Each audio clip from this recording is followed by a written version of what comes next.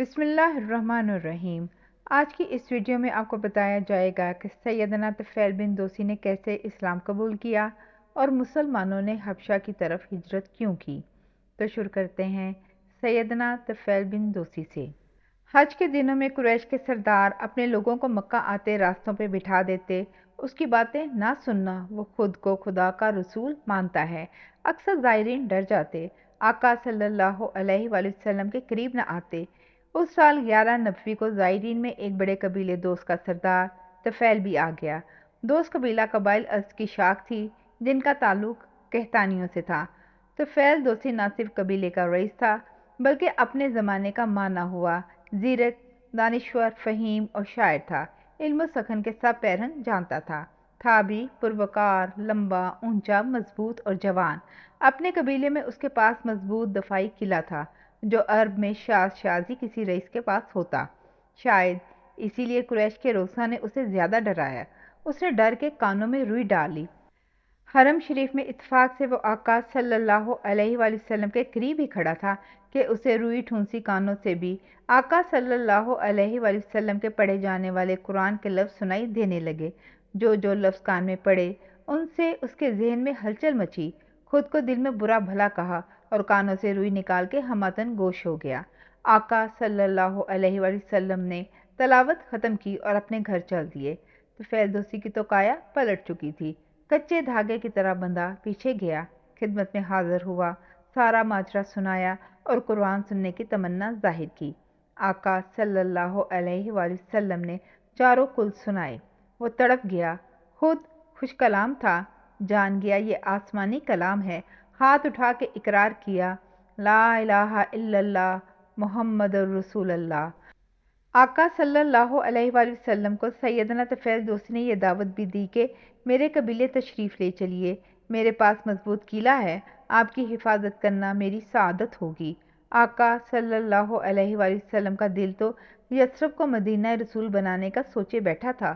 اسے برکت کی دعا دی جانے لگا تو سیدنا طفیل دوسی نے ایک عرض کی کہ آقا صلی اللہ علیہ وآلہ وسلم، میری قوم توہم پرست ہے، ذوالشری بت کو مانتی ہے، مجھے کوئی ایسی نشانی مل جائے جس سے قوم مرعوب ہو جائے۔ آقا صلی اللہ علیہ وآلہ وسلم نے دعا دی، اپنے قبیلے کے پاس کھڑے پہاڑ سے اترے تو آقا صلی اللہ علیہ وآلہ وسلم کی دعا قبول ہو گئی، نشانی مل گئی، نشانی بھی عجیب، دونوں آنکھوں کے درمیان چہرے پہ موم بتی کے شعلے کی طرح منور ایک تیسری آنکھ، جس سے اندھیرا راستہ منور ہو گیا۔ خوش ہوئے، پھر گھبرا گئے، لوگ یہ نہ سمجھیں چہرہ بگڑ گیا، مسخ ہو گیا۔ وہیں دور دوست نے پہاڑ سے اترتے ہوئے عرض کی، آقا صلی اللہ علیہ وآلہ وسلم، یہ قندیل خدا کو کہہ کے کسی اور جگہ منتقل کرا دیں۔ وہ دعا بھی قبول ہوئی۔ قندیل کا نور ماتھے سے اتر کے ہاتھ میں پکڑی لاٹھی کی نکر پہ آ گیا، روشنی اب ان کے ہاتھ کی سوٹی سے نکلے۔ اندھیرے میں گھر پہنچے تو چانن ہو گیا۔ صبح کے سویرے سے پہلے اپنے والد، بیوی اور قریبی لوگوں کو نئے دین کامل پر قائل کر لیا۔ قبیلے والوں نے تامل کیا۔ ایک بار پھر کچھ عرصے بعد مکہ آئے۔ آقا صلی اللہ علیہ وآلہ وسلم سے اپنے قبیلے کی شکایت اور تقاضا کیا کہ ان کے لیے بد دعا کیجیے۔ آقا صلی اللہ علیہ وآلہ وسلم نے مسکرا کے ہاتھ اٹھائے اور اس قبیلے کے لیے دعائے خیر کی اور فرمایا، ان سے نرمی اور محبت سے پیش آؤ۔ ایسا ہی پھر انہوں نے کیا، قبیلہ مسلمان ہونے لگا۔ مدینے میں آقا صلی اللہ علیہ وآلہ وسلم کی ہجرت کے بعد 7 ہجری کو غزوہ خیبر کے لیے اپنے قبیلے سے 70 مسلمان لوگوں کا جتھا لے کر آئے۔ فتح مکہ کے بعد آقا صلی اللہ علیہ وآلہ وسلم سے ایک عرض کی کہ جس بت کو میں خداوند سمجھ کے پوچھتا آیا، اس چوبی بت ذوالشری ذوالکفین کو مجھے اپنے ہاتھوں سے جلانے کی اجازت دیں۔ اجازت مل گئی، بت کو جا کے جلا دیا۔ جلاتے جاتے اور پڑھتے جاتے اپنا ہی لکھا ایک شعر، اے ذوالکفین، میں تیری عبادت کرنے والوں میں سے نہیں ہوں، کیونکہ میری پیدائش تجھ سے مقدم ہے، میں نے تیرے اندر آگ بھر دی ہے، اب جل۔ اپنے خدا کو آگ کے شعلوں میں جلتا دیکھ کے باقی قبیلے والے بھی شرم سے اس بت کی بندگی میں گزاری زندگی سے شرمندہ ہو گئے، تائب ہو گئے، مسلمان ہو گئے۔ حبشہ کی طرف دوسری بار ہجرت۔ پہلی بار حبشہ کی طرف جو 12 مرد اور 5 عورتیں ہجرت کر کے گئی تھیں، وہ لوگ ایک غلط فہمی سے 3 مہینوں بعد پلٹ آئے۔ انہیں ایک غلط خبر ملی تھی کہ مسلمانوں اور قریش میں صلح ہو گئی ہے۔ وہ ہنسی خوشی مکہ کی طرف پلٹے۔ قریب پہنچے تو پتہ چلا یہ تو دشمنوں کی چال تھی۔ الٹا قریشیوں نے سختی بڑھا دی۔ کچھ بھاگ کے پلٹ گئے حبشہ کی طرف، کچھ مکہ میں ستم سہنے پھر آ گئے۔ حبشہ اس زمانے میں ایک متمدن تہذیب یافتہ ریاست تھی۔ وہاں دنیا کی اس وقت کی دو عالمی طاقتوں روم اور ایران جیسا ترقی یافتہ نظام تھا۔ وہاں حکومت چلانے کا باقاعدہ نظام تھا۔ بادشاہ تھا، وزارتیں تھیں، مشیر تھے، حکومتی ادارے تھے، عدلیہ تھی، ٹیکس کا نظام رائج تھا، لوگوں کی فلاحی حکومت کی ذمہ داری تھی، بادشاہ کا دربار تھا، رہنے کا محل تھا اس کا، شہر اور ملک کے روسا سماعت معززین کی آرا سننے کے لیے ایک پارلیمنٹ جیسا شورا کا اکٹھ تھا، مذہبی عبادت گاہیں تھیں، وہاں کے اپنے دستور تھے، ملک میں عمومی رواداری تھی، برداشت تھی، تنگ نظری نہ تھی، امن تھا، خوشحالی تھی، کاروبار تھا۔ جو لوگ وہاں 3 مہینے رہ کے مکہ آ گئے وہ پچھتا رہے تھے۔ مکہ میں وہی مسلمان کے ازلی دشمن ابو جہل، ابو سفیان بن حرب، امیہ بن خلف، عتبہ، شیبہ، ابو لہب، عاص بن وائل، ولید بن مغیرہ اور عتبہ بن ابی معیط، سب کی وہی فتنہ انگیزیاں، شرارتیں، ظلم، بد کلامی، بدتینی، مسلمانوں کی عزت نفس تار تار تھی، ان کا کاروبار تباہ ہو گیا تھا۔ دن رات کی مصیبت۔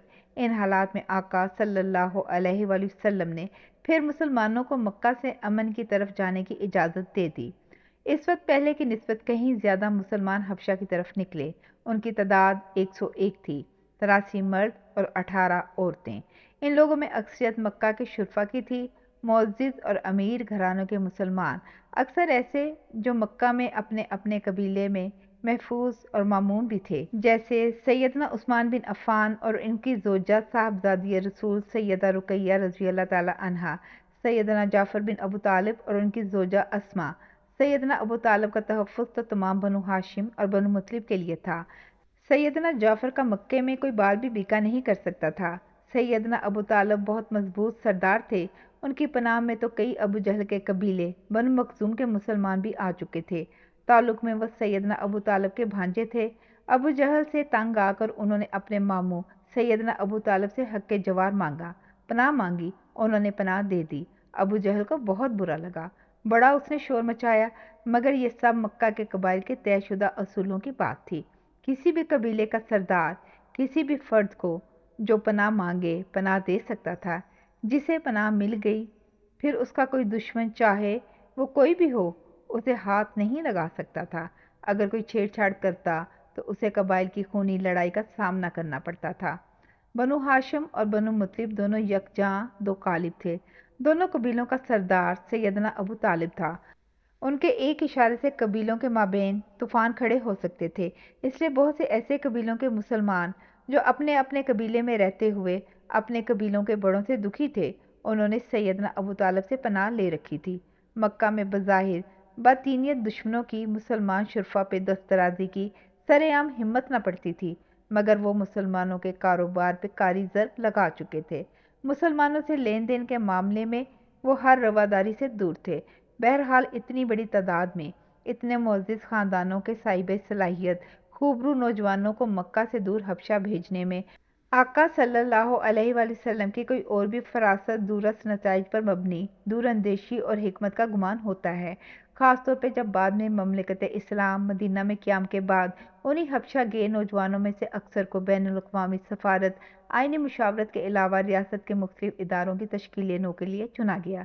یوں لگتا ہے حبشہ میں بھیجے گئے 101 لوگ ایک تربیتی کورس پہ بھیجے گئے تھے، جنہوں نے آگے چل کے مدینے میں قائم ہونے والی پہلی اسلامی مملکت میں ریاستی امور اور ریاست کے دنیا کی دوسری مملکتوں سے تعلقات قائم کرنے میں ایک اہم رول ادا کرنا تھا۔ جاری ہے۔ جزاک اللہ خیر۔